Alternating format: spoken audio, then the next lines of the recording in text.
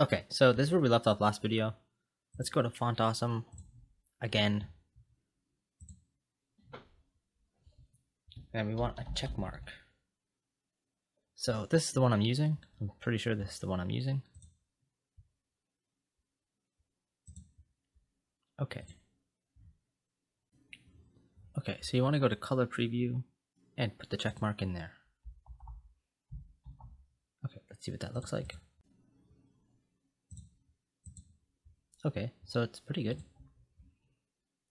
Also, I want to give it the class of checkmark. Same thing with the icons from before. I want it to have a specific class, not one that came with it. Let's go here, and I'm gonna have to recopy this. Favorite color, because I just copied the icon. So favorite color, then color options, then dot check mark. And I don't really need to have all this specific stuff right here. I could just do this, I can get rid of that, but it's just when you look at the code, you can more easily see what's going on and where this check mark is. You could see that it has to be inside this, but you could set this up however you want. Just make sure that what you're selecting is what you're actually selecting, and you probably want to make it as more specific than any other selector that may be selecting it. Okay, so for the check mark, just some simple stuff here. Let's make it white, and also the font size to 1.2 view width.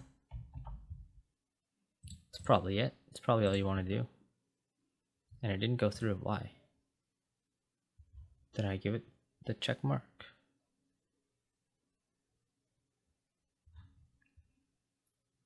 Okay, I didn't spell this right. Okay.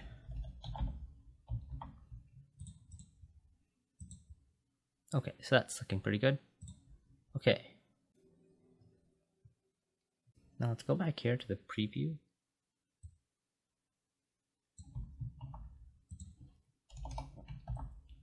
And add a hover pseudo class. And simple enough. Set the opacity to 0.8. Okay, so you can't change the icons. That's going to be done later with JavaScript, but we could still style the button. Okay, so favorite color and update theme button. Let's make sure that is the ID that we put there. Yeah, let's clean this up and close it. It's a lot of stuff right there. Okay, so margin, so 24 pixels on top, 0 on the left and right, and 20 pixels on the bottom.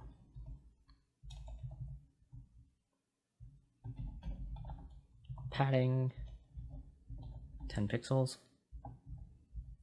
26 pixels here. And the font size, I want to do calc.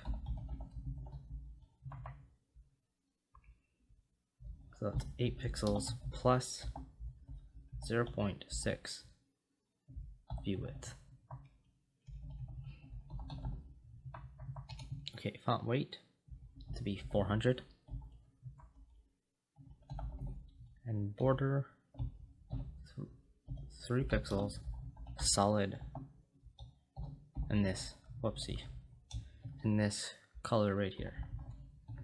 It's like a dark, it's really dark. It's black, but not completely black, because you shouldn't want to use things that are completely black.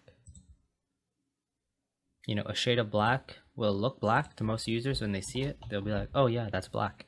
But really, there's probably a more blacker version of it. Because real black, it doesn't really look as good. Like this black right here, that looks black enough, right? It's pretty dark. If you had that as the whole background, it would look pretty dark. But there's darker than that.